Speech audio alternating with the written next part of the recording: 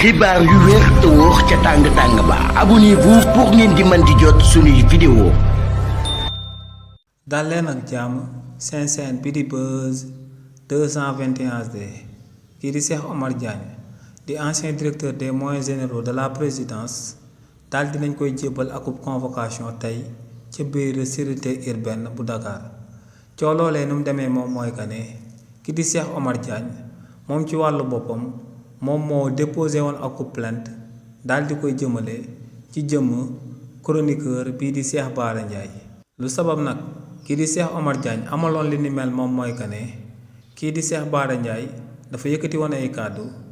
daal di wax que ne amaana kii di Cheikh Omar Diagne dafa daal di laale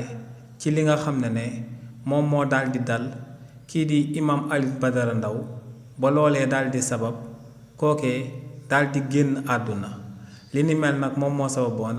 kii di Cheikh Omar Diagne jàppoon que ne kàddu yooyee kii di Cheikh Bara Ndiaye daal di yëkkati jëmale ko ci jëmmam da koo daal di yëkkati ngir yàq deram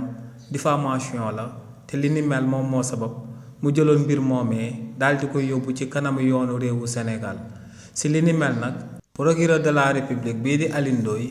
moom ci wàllu boppam moom moo sàkku ngir ñu daal di oolu kii di Cheikh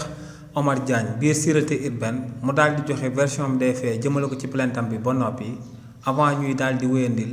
dossier boobee ba daal di noppi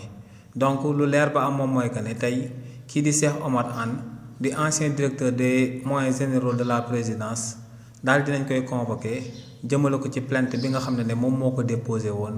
jëmale ko ci jëmm kii di Cheikh Bara Ndiaye di ak chroniqueur bu kenn dootul présenté ci réew mi di Sénégal.